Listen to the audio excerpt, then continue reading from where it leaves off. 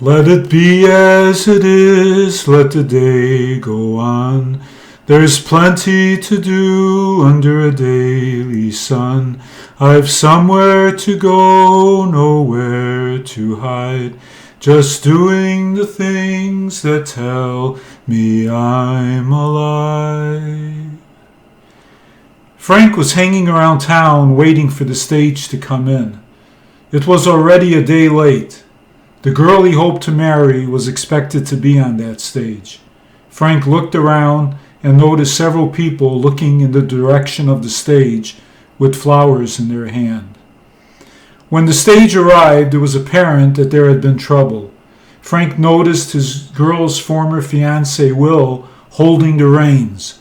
When the stage stopped, Will lifted the girl from inside the stage and carried her over to the doctor, followed by the girl's two sons. Her first husband had died some time back. The story spread that the stage had slid down a steep slope off the road and threw the passengers about.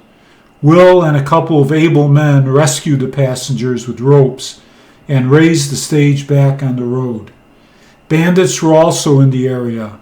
The able men could not shoot straight, but Will quickly discouraged the bandits and sent them away. Frank took this all in. He felt that he had to talk to Lucy and tell her his true feelings for her. He knew Will, and Will was not a reliable man, often getting into fights with fists and guns, and he had been away for a long time. Frank waited until Lucy was safely in her home. When he stopped by, he saw Will with the boys. He told all of them that he was there to speak to Lucy, alone if possible, or with everyone if it had to be. He saw her alone. He asked her how she was. Then he told her that she knew how he felt about her, and that with Will back had she made her choice. Not knowing what to say after hearing her indirect response, and not wanting to leave after a single question, he asked her if her decision was made of her own free will. After a nervous pause following her second indirect response, he said, "Then let it be as it is." A short time later, he decided to leave town. He sold his small farm for a good price. On the day of his departure, Will was watching as the stage was about to leave. Frank couldn't tell if Will was just by chance hanging around, or if Will wanted to bid him a silent farewell, or if he was checking that Frank would indeed leave town. Frank thought it didn't matter which way it was. He boarded the stagecoach and moved on to a town that was about 3 towns away from this one. There he bought another small farm. Let it be as it is, let the day go on. There's plenty to do under a daily sun. I've somewhere to go, nowhere to hide. Just doing the things that tell me I'm alive. Frank was in his new town for about 2 months and ran into Lucy leaving the bank where he was going to make a monthly payment on his farm loan. He told her he was surprised to see her there and asked if he could help her with anything. She was also surprised to see him, but looked like she was in a hurry to go. She told him they were waiting for her at the delivery stable and ready to leave. Frank wished her a nice ride home, watched her hurry on, and then went into the bank. He told the banker at the desk that he didn't know Mrs. Watkins came to the bank in this town. He used the last name of Lucy's first husband in public because he was used to it. The banker would usually not have shared any information about customers, but told Frank that her husband Will was in prison for badly beating a couple of men in the saloon. He got 18 months prison time, and now his wife could not make her farm loan payments. Frank told him that surely the bank would give them time considering the situation. The banker said their time had run out, and there was no alternative but to foreclose on the farm. Frank thought hard about it and then said, "I have some money that I saved from the sale of my old place. It's not much, but I will try to make those payments until Will gets out of prison." They should let him out in about 9 months. You can't tell Lucy I'm making these payments. If she asks, tell her some do-gooders from out of town decided to help her out. Give them some non-specific name, like Society for Farmer Protection. Just mention them in some vague manner so she can't check it out. Frank paid the extra loan for 3 months. It was hard for him in his mind to do so, but he went ahead. When he came to the bank with the 4th payment, the banker told him there were several families in Lucy's town asking for information about the Society for Farmer Protection so they could get help with their payments. Frank was stunned. He wanted to make sure Lucy never found out about the payments. He asked the banker if all of these people really had problems with paying. The banker said 3 or 4 of them were in real trouble of losing their farm. Frank told him to give him some time, and he would think about how to answer them. Frank decided to visit some of the bigger ranches outside town and see if there were some wealthy women that would be willing to sponsor the farmers in need. This was not what he was prepared by life to do, but he had no choice. He was turned out by a few ranchers before he could talk with the missus, and once he was bodily escorted off the land.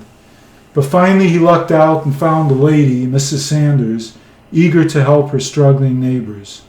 Frank went back to the banker and asked him to work with the lady and her social friends. He told the bank that if Lucy was confused about these ladies and the Society of Farm Protection, just say the society is no longer taking on new sponsorships and are deferring to the ladies. All went well until the 9th month, when Frank found out that Will would not be released early from prison, but had to serve all 18 months. The judge would not allow an early release. Frank told the banker he couldn't keep paying the extra loan. He didn't want to lose his own farm. One more time, Frank had to go back to Mrs. Sanders on the ranch and ask her to take over Lucy's loan without inquiring directly with Lucy to raise suspicion about the whole matter. He told her the lady had 2 boys and her husband was in prison for defending himself. He also told her he tried to help but could no longer do it. The lady asked Frank many questions but finally agreed. Frank was relieved. He hated coming cap in hand to anyone. After another 9 months, the banker informed Frank that Will had been released from prison. Frank told the banker, now that this whole episode is over, we can forget that we ever discussed Lucy and Will and their loan. And from now on, any information about them should be kept private by this bank. The banker was taken slightly aback, but agreed. Frank added, let it be as it is. Let it be as it is, let the day go on. There's plenty to do under a daily sun. I've somewhere to go, nowhere to hide. Just doing the things that tell me I'm alive. In the fall, the town had a harvest time celebration. Frank stopped by, walking around and observing all of the activities going on. The children had games to play, the women were setting out food, and the men were still setting up tables and booths. Frank sampled some honey, ate a sweet biscuit, and then walked towards the barn where music could be heard. He found a sitting place in the stands and watched the people dancing.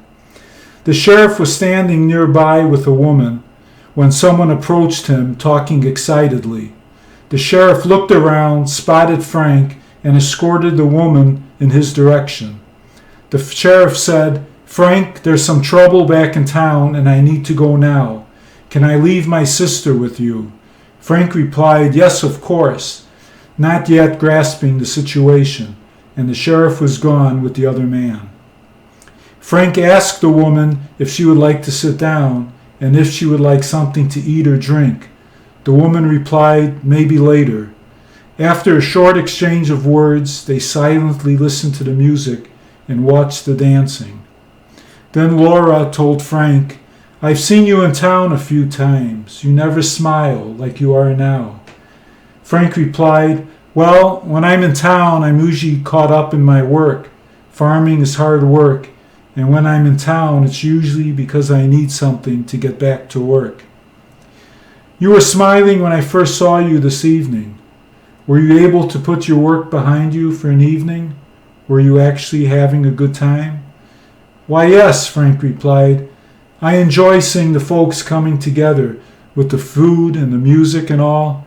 It sort of rubs off on a person, you know. It makes that person happy. Is that what you wanted to know? Laura replied, My husband died over 6 months ago, and I miss him very much. It's hard for me to see other people happy without feeling my own sadness.